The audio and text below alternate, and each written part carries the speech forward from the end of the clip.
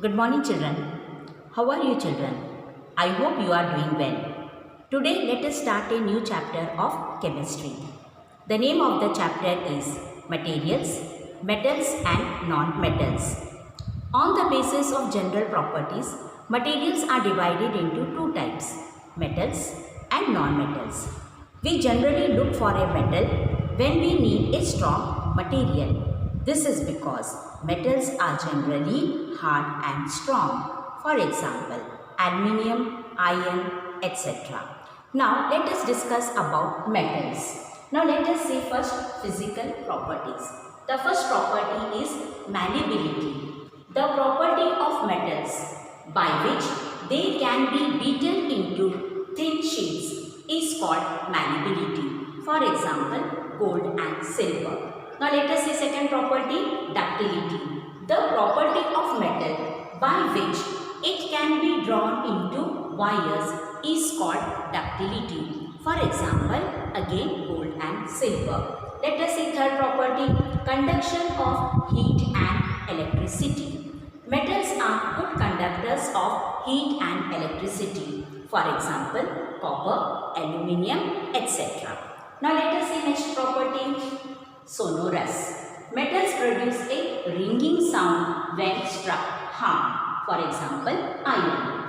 Next property is lustrous. Metals have shining appearance. So all metals have their own metallic luster. For example, gold, silver, etc. Such metals can be polished also. Next property is hardness. Metals are hard and strong. They can bear heavy loads. They have high tensile strength. Now let us see the physical properties of non-metals. Non-metals are non-malleable. Non-metals are non-ductile. Non-metals are bad conductors of heat and electricity. Non-metals are non-sonorous.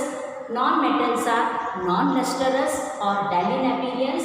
Non-metals are not hard, but they are brittle. Now let us see the chemical properties of metals and non-metals.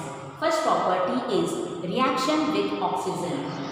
First activity is metals like iron and magnesium reacts very fast with oxygen. Next activity is non-metals like sulfur reacts very fast in oxygen. Next reaction is reaction with water. We will do one activity. Metals like sodium reacts with water very fast. Metals like iron reacts with water very slowly. So children, you might have observed that iron, it reacts very slowly, and you can see rusting of iron in the surrounding. Non-metals do not react with water. So few non-metals are stored in water. For example, phosphorus. Now let us see next property, reaction with acids. Metals react with acid and produces hydrogen gas. Non-metals do not react with acids. Now let us see next reaction, reaction with bases. Metals react with bases to produce hydrogen gas.